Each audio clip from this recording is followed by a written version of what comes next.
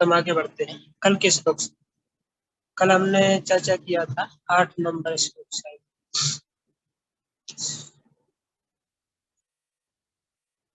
सूतोवाच यथा परीक्षतो कुर्जराङ्गिनीव सत् कलिं प्रविष्टं निर्चक्रवर्तिते निशम्य वार्तामनति प्रियां तथा सरासनं संयुग सौन्दिता राजते। सूत गोस्वामी ने कहा, जब महाराज परिचित कुरु साम्राज्य की राजधानी में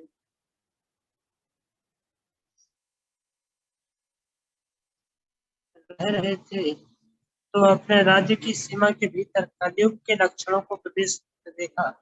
जब उन्हें इसका पता चला तो उन्हें यह रुचि का प्रतीत नहीं हुआ, लेकिन इससे उन्हें उसके विरुद्ध लड़ने का अवसर प्राप्त हुआ। कहते उन्होंने अपना धनुष बाण उठाया और सैनिक कार्यवाही के लिए सन्नद्ध हो गए। तो कल हमने इसको चर्चा किया था कि किस तरीके से पहले राजा पारिजित के समय तक जो राजा हुआ करते थे वो सारे विश्व के राजा हुआ करते थे, और कहीं भी विश्व के कोने कोने में इस प्रकार से जो गलत चीजें नहीं हो सकती थी। विशेषकर प्रभुपाद जी ने यहाँ पे दिया है,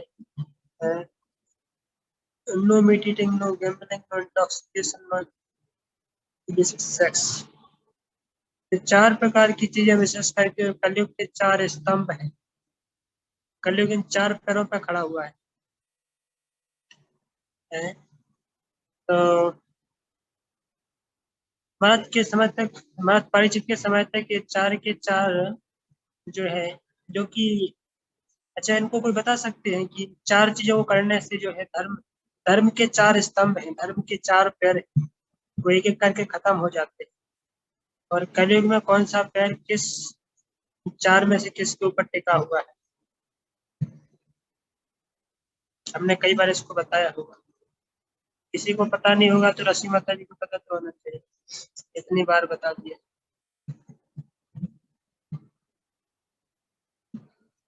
रूपा जी बता रहे हैं कि वर्षा ऋतु में वर्षा संभावी होती है, फिर भी लोग अपनी सुरक्षा के लिए सावधानी बरतते हैं। इसी प्रकार कलयुग में सामाजिक जीवन में उपर्युक्त लक्षणों का प्रविष्ट होना संभावी है, लेकिन ये राज्य का कर्तव्य है कि नागरिकों को कलयुग के एजेंटों से संपर्क से बचाए। कलयुग के एजेंट कौन कौन है, पता है? कलयुग के एजेंट कौन कौन? अपना सेलर, वो सेलर है, कलयुग के सेलर, वो सेल करने के लिए आते हैं, अपना मार्केट चलाने के लिए।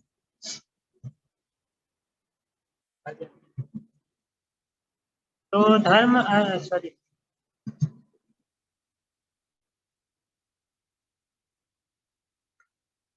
धर्म के 4 स्तंभ हैं, सत्य, अहिंसा और क्या है,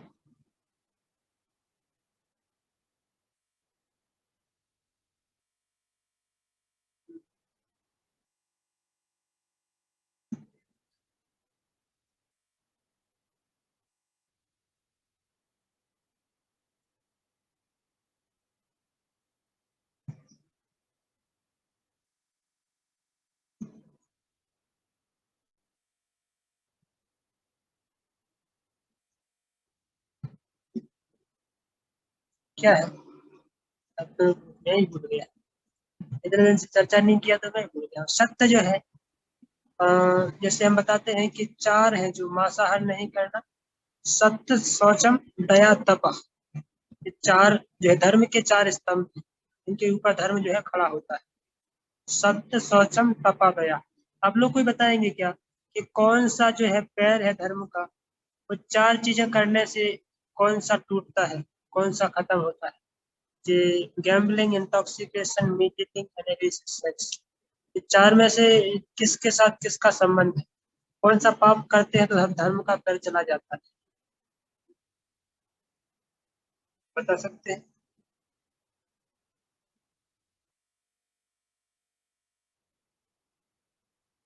ट्राई करो, ट्राई करने में क्या जाता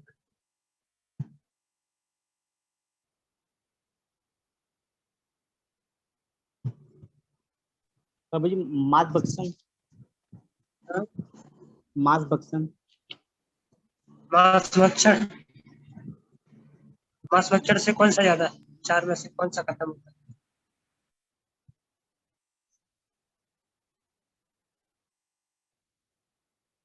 नहीं पता? हंसी मत बोल रहे हैं आप,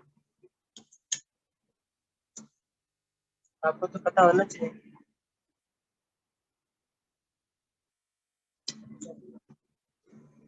तो सत्य है,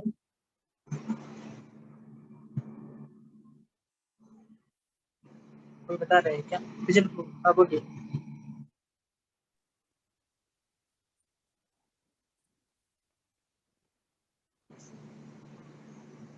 लो, देखिए मैं आपको थोड़ा सा हिंट देता हूँ, आपको एक कनेक्शन रखूंगा। जब हम बोलते हैं कि मांस यदि आप खाते हैं तो मांस खाने से हिंसा होती है ना? हिंसा होती है तो मतलब अहिंसा का पैर टूट जाता है। अहिंसा मतलब किसी जीव के प्रति क्रूरता नहीं करना। तो आप मांस खा रहे हैं तो आपको काटना पड़ेगा जीव को, मतलब हिंसा हो गई ना। तो अहिंसा रूपी पैर खत्म हो गया धर्म का। अभी आपको हमने एक हिंट दिया, अभी आप थोड़ा सा दिमाग लगाइए। सत्य, दूसरा शौच। शौच मतलब शुद्धता। शुद्धता क्या करने से नष्ट होती है? और और वो जो तप, अनैतिक संबंध, अनैतिक संबंध, हाँ, क्या?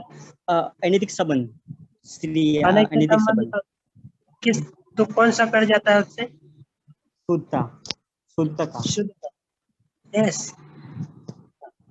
तो यदि कोई व्यक्ति व्यभिचार करता है, पराई स्त्री पुरुष के आपके साथ में संग भी करता है, तो शुद्धता उसकी खत्म हो जाती है ना? और व्यक्ति अशुद्ध हो जाता है, तो इससे दूसरा कर धर्म का जो है नष्ट हो जाता है। तीसरा है तप। कोई बताएंगे क्या तप कैसे खत्म होता है? कौन सा क्या करने से? मैं आपको इसलिए पूछ रहा हूँ ताकि आपका दिमाग थोड़ा चले, सोचे। आप लोग सुन सुन के एकदम खून कूप मंडूक बन गए हो। थोड़ा सोचने की बुद्धि आपने खत्म कर दी। प्रभु जी, नशाखोरी, शराब पीना। नशा को आप गूगल पर हाँ। सर्च मार रहे हो क्या? नहीं प्रभु जी, आपके सामने तो हूँ मैं। हाँ, तो नशा करने से जो है तप खत्म हो जाता है। तप करने की शक्ति आपके अंदर नहीं रहती। यदि आप बोलेंगे शराब भी पियेंगे, थोड़ा माला करके समाधि बैठे, तो बैठ पाएंगे? नहीं बैठ पाएंगे। ये तपस्या कर पाएंगे और साथ साथ में नशा भी करेंगे तो संभव है। और चौथा है दया। नहीं सॉरी, सत्य, शौचम, तप। तो लास्ट क्या बचा? सत्य बचा। तो सत्य क्या करने से खत्म होता होगा फिर? क्या बचा लास्ट में? गैम्बलिंग, जुगार। गैम्बलिंग, जुआ, है ना? जुआ खेलने से सत्य, क्योंकि वहाँ पे असत्य का संभाषण होता है गैम्बलर्स के बीच।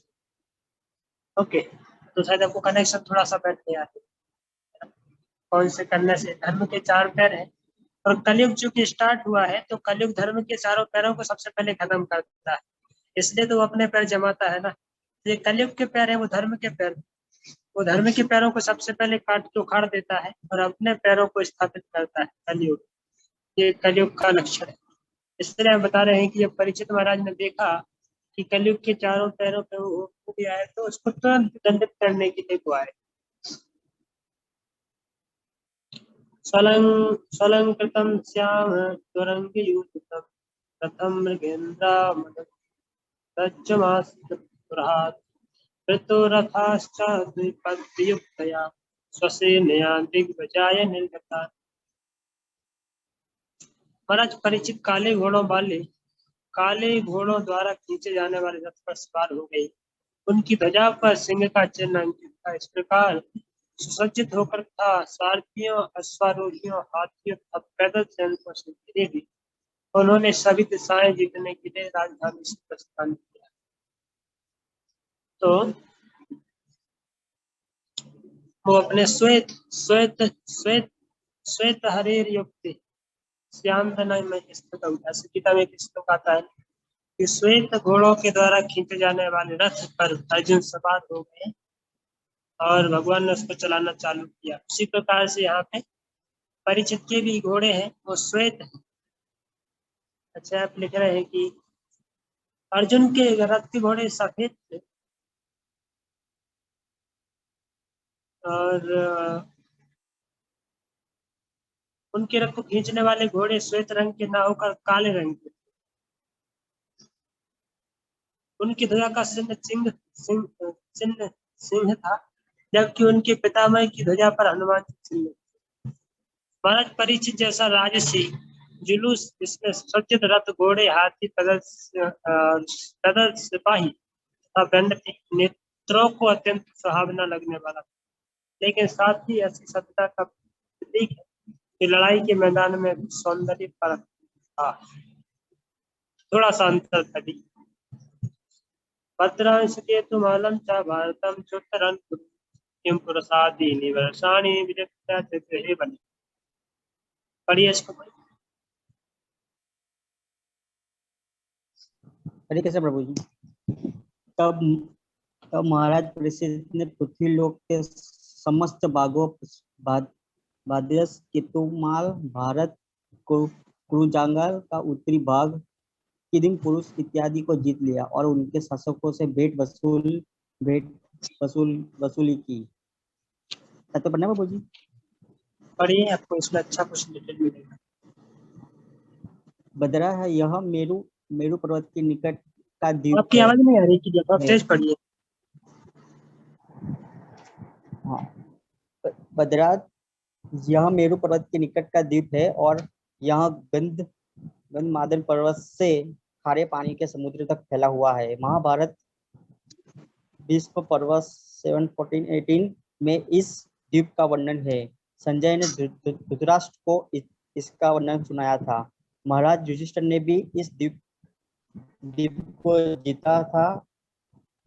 यह प्रांत अनेक राज्यों की सीमा के भीतर आ गया था। महाराज परीक्षित को पहले ही अपने पितामह द्वारा शासित सारे देशों का सम्राट घोषित किया। प्रभु कॉल कीजिए।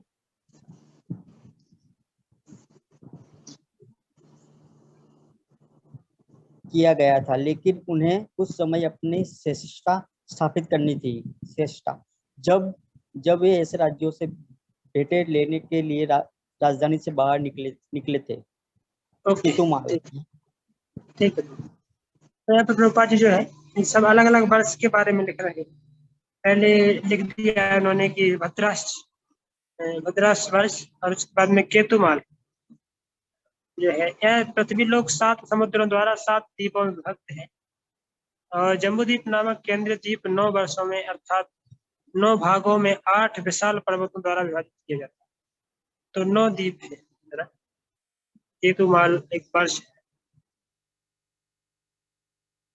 7 समुद्रों द्वारा 7 द्वीपों में विभक्त है पृथ्वी लोक। तो जो एंटायर पृथ्वी है वो 7 द्वीप है। तो 7 द्वीपों की यहाँ पे चर्चा करेंगे, अलग अलग जो 7 द्वीप आएंगे, जिसमें जम्बू द्वीप है। जम्बू द्वीप केंद्रीय 9 वर्षों में। तो जम्बू द्वीप केवल एक द्वीप है, इसके अंदर कितने 9 वर्ष है और 8 समुद्र है इसके बीच में। इनमें से भारतवर्ष भी एक है और केतुमाल को भी उपर्युक्त वर्षों में एक बताया जाता है। तो केतुमाल उसमें से एक वर्ष। ऐसा कहा जाता है कि केतुमाल वर्ष की स्त्रियां अत्यंत सुंदर होती हैं और इस वर्ष अर्थात भूभाग को अर्जुन ने भी जीता था। इस भूभाग का वर्णन महाभारत में मिलता है और ऐसा कहा जाता है कि विश्व का एक भाग मेरू पर्वत में के पश्चिम में स्थित है और इस प्रांत के निवासी 10,000 वर्षों तक जीवित रहते थे। इस भाग के मनुष्य सुनहरे रंग के होते हैं और स्त्रियां स्वर्ग की अप्सराओं के समान होती हैं। यहाँ के निवासी सभी प्रकार के रोगों तथा शोकों से मुक्त होते हैं। भारतवर्ष यह है संसार का यह भाग भी जम्बूद्वीप के 9 वर्षों में से एक। और भारतवर्ष का वर्णन महाभारत के भीष्म पर्व में दिया गया। रूपा जी एकदम शॉर्ट लिख रहे हैं।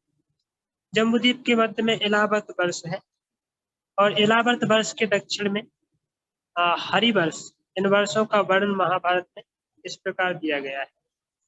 ये श्लोक टोकाजी कोट कर रहे हैं। यहाँ पर उल्लेख है कि इन दोनों वर्षों की स्त्रियां सुंदर होती हैं और इनमें से कुछ तो अप्सराओं के तुल्य होती हैं। उत्तर पूर्व वैदिक भूलोक के अनुसार जम्बूद्वीप का उत्तरी भाग उत्तर पूर्व वर्ष कहलाता है। यह 3 ओर से नमकीन पानी से समुद्र से घिरा है और हिरण्मय वर्ष के श्रृंगबान पर्वत के द्वारा विभाजित होता है। किम पुरुष वर्ष बताया गया है कि यह वर्ष महान हिमालय पर्वत के उत्तर में स्थित है, जो लंबाई और ऊंचाई में 80,000 मील और चौड़ाई में 10,000 मील है।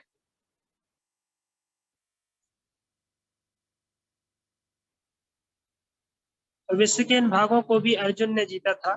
किम पुरुष लोग दक्ष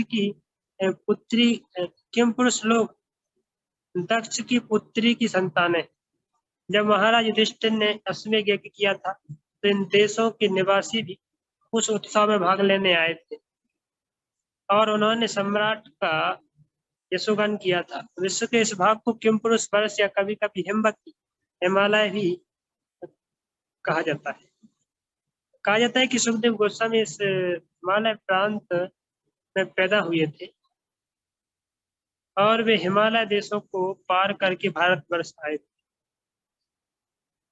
दूसरे शब्दों में महाराज परीक्षित ने सारा विश्व जीत लिया और उन्होंने सभी महाद्वीपों की सभी दिशाओं की समस्त सागरों के सटे हुए भाग अर्थात पूर्वी पश्चिमी उत्तरी दक्षिणी भाग को भी जीत लिया। मैंने आपको शायद इसका जो दिखाया होगा एक बार, यदि आपको भी नहीं दिखाया होगा तभी दिखाता हूँ, तब आप लोगों को काफी सारा पिक्चर क्लियर हो जाएगा। ये सब वर्षों का और अलग अलग जो है सबका किस तरीके से पूरा मैप।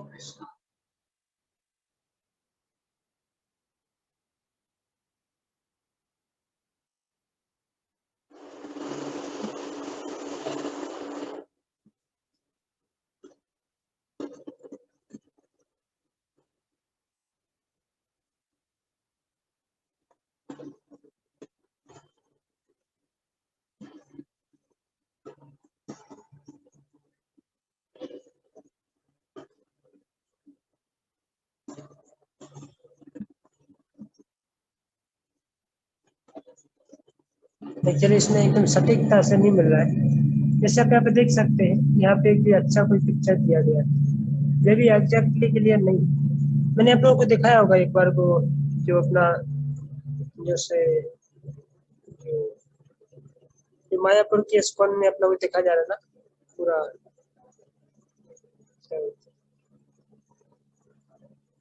हाँ जी वाला शायद जी वाला है बोल रहा है।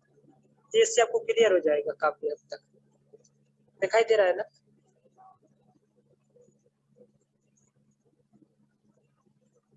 दिखाई दे रहा है राइट? जी प्रभु जी क्लियर नहीं है लेकिन।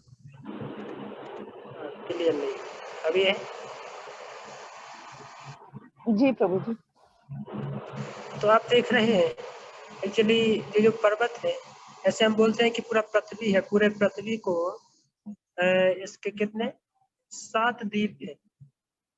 ऐसे ऐसे प्लक्ष द्वीप, जम्बू द्वीप, अलग अलग द्वीप है। भागवतम में उनका यदि आपको पढ़ना है तो 5th कैंटो में 5वें स्कंद में पूरा इसका वर्णन आता है।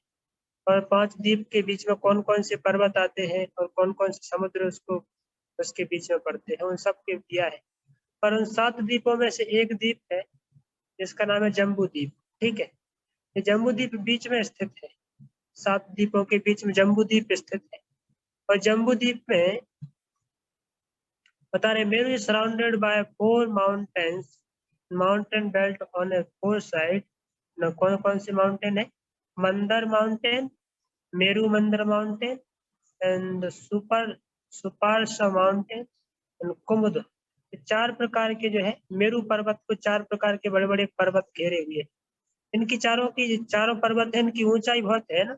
यहाँ पे जैसे एक की ऊंचाई दी गई थी ना, कौन से पर्वत की ऊंचाई दी गई थी? 80 माइल ऐसे दिया गया था। 80 माइल, 80,000 माइल दिया गया था। कितना दिया गया? 80,000 मील है।